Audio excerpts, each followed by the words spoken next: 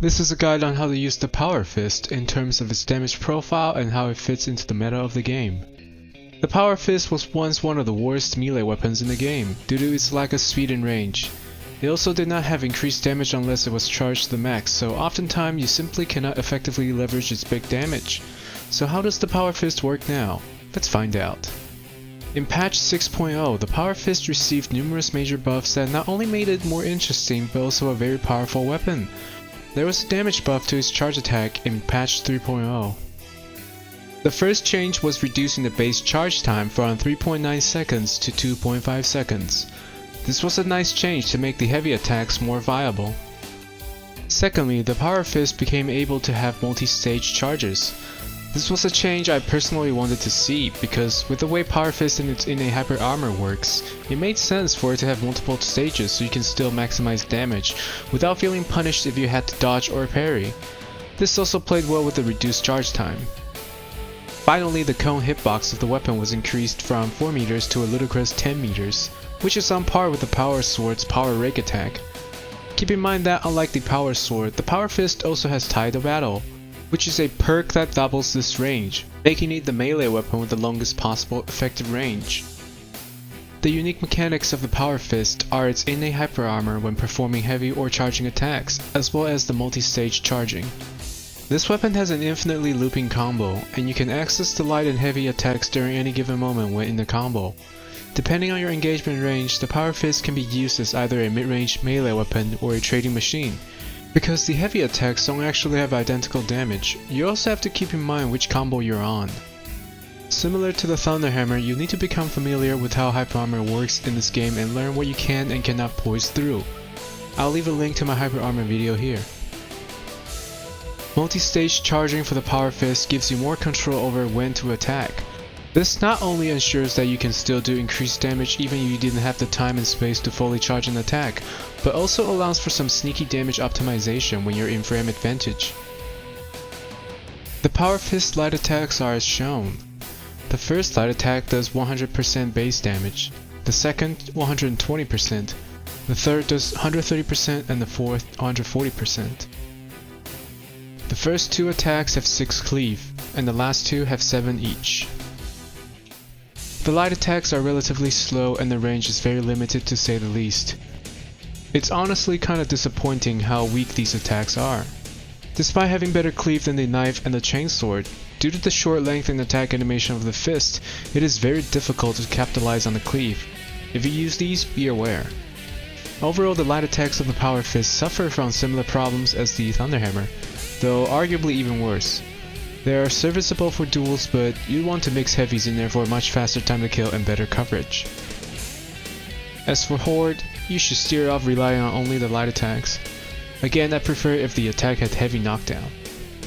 Heavy attacks can be accessed from neutral as well as from light, sprint, and themselves. They also always follow the same order. The heavy attacks are as follow: Thrust Jab 1, Back Fist, Hammer Hook, Back Fist 2, and Thrust Jab 2. These all have the unique properties of being multi-stage chargeable, as well as having hyper armor. The shockwave attacks are fairly straightforward. These are the same for all heavy attacks, doing 200% base damage at no charge. Each charge increases the heavy attack damage by 2.75 times. With one charge, this becomes 550% base damage, and at max charges, 900% base damage. You can tell which stage you've reached when the gauntlet flashes and plays a sound. The hitbox that surrounds 0.5 meter of the fist has different motion value depending on the heavy attack in question.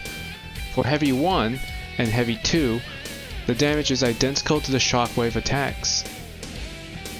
Heavy 3 and Heavy 4 both have the extremely close range hitbox doing 250% base damage that also scales similarly to the shockwave attacks, doing 687.5% damage at first charge and 1125% base damage at max charge.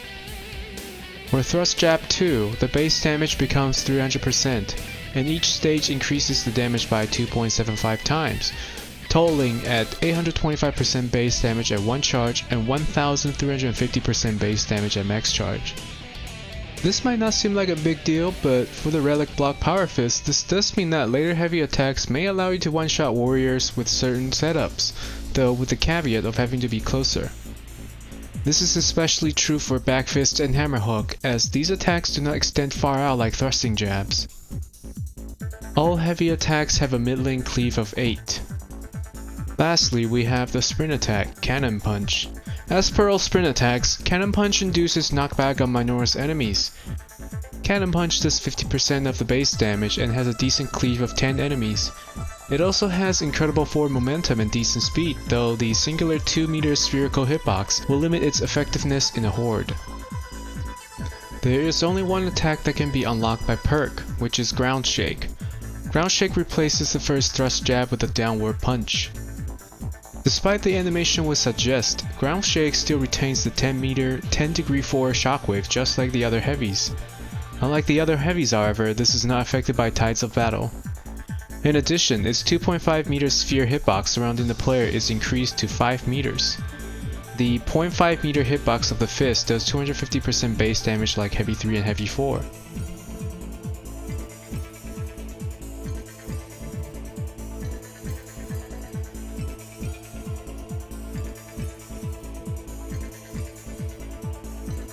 Ground Shake has 12 cleave.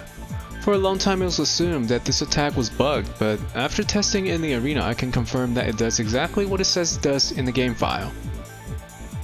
The issue is that the game description claims it has a radius of 10 meters, which is clearly misleading because of first, the attack animation would suggest it is a 10 meter sphere around the punch, and second, the fact that the spherical hitbox only has 5 meter for its radius. Another issue that arises is that people tend to use the Fencing Power Fist, which has -4 cleave. This meant that only 8 enemies can be hit by this attack. Cleave is actually very important for the Power Fist, because you do not have a high degree of control over what your hitbox actually hits. This is why oftentimes attacks seem to do nothing, when it is because your cleave had been consumed by fodders instead of the intended targets. Remember that the other heavy attacks only have 8 base cleave, so using the Fencing Power Fist will reduce it to an anemic 4 maximum cleave. Be aware of this. In addition, none of the perks that give bonus to heavy attacks currently affect perk modified attacks. For example, Ground Shake is not affected by Overcharge, just like Aftershock Improved on the Thunderhammer isn't by Aftershock or Overcharge. Considering how much more powerful the Power Fist is with Overcharge, this is a highly detrimental issue.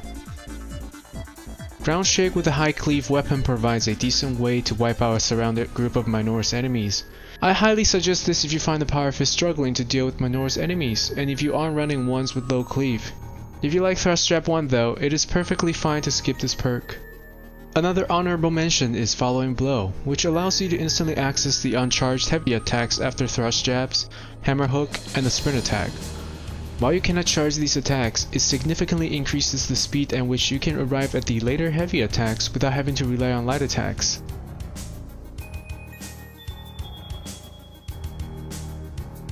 There are 2 distinct ways you can use the Power Fist, and while you can stick to just one of these, both are equally important to learn if you want to maximize the Power Fist. For the easier option, you want to make sure to take Tide of Battle, which doubles your shockwave range from 10 to 20 meters, and just spam the heavy attacks. This is highly effective in team play, as it is very easy to find your mark and distracted enemies. Just stand in the backline and pretend you're a sniper. The balanced Power Fist at one point was able to reach a one-shot breakpoint on the warrior without any conditional perks, but I could no longer replicate it in patch 7.2. You can still use the Artificer Block Power Fist to do this even without Adrenaline Surge stacks on Thrust Jab 1, otherwise you still need at least 2 attacks to finish a warrior off, unless you're using the later heavy attacks up close. The other way to play, which is both more challenging and fun, is to be in the front line and trade blows with your enemies. Since the Power Fist does immense damage over a large area and also has innate hyper armor, you can strategically stand in the choke point and lock it down. This is doubly true if you happen to have a banner nearby. As mentioned before, you have to choose whether to tank an attack to trade with your own heavy attacks, skip certain heavies with light attacks so you can get to the higher damage ones down in the chain, or dodge unblockables. This requires a lot of experience and attention, but allows you to maximize the power fist even when you don't have distraction from the team. The light attacks allow you faster access to the heavier hitting heavy attacks down the chain, whereas the heavy attacks have increased push force and cleave that allows you to gain priority over your enemies, such that you'll always have a better chance of getting maximum charges on the next heavy attack.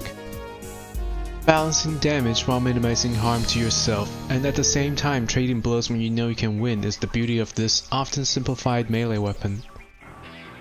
The Power Fist differs from the Thunder Hammer in that you aren't always at the liberty of spamming heavy attacks when you're already surrounded, because these attacks on the Power Fist are very slow and have a very limited hitbox. Pair that with a poor cleave on certain variants, which significantly impacts target acquisition, you will often find yourself unable to retaliate. And you definitely don't want to use the light either, because the attack animation is simply not suited for this scenario. If you do not have ground shake with a higher cleave power fist, your best bet is to use cannon punch. Dodging pushes Minora's enemies around, and a sprint attack will create some much needed room as well. Either way, you shouldn't treat the power fist like a discount melt-a-gun. The power fist occupies a niche that is very unique despite its rocky history. However, its strength is equally marred by its glaring weaknesses of slow speed and limiting light attacks. Still, it has some interesting tools in its kit that offers an engaging gameplay loop that others simply do not offer. With its ridiculous long range, it is entirely possible to snipe even airborne enemies, when other melees simply cannot dream of doing that. With the incredible damage, you can oftentimes erase a group of Majora's enemies as well. Provide long range support if you can, but be capable of being the frontliner too when time calls. That is it for this video. See you next time.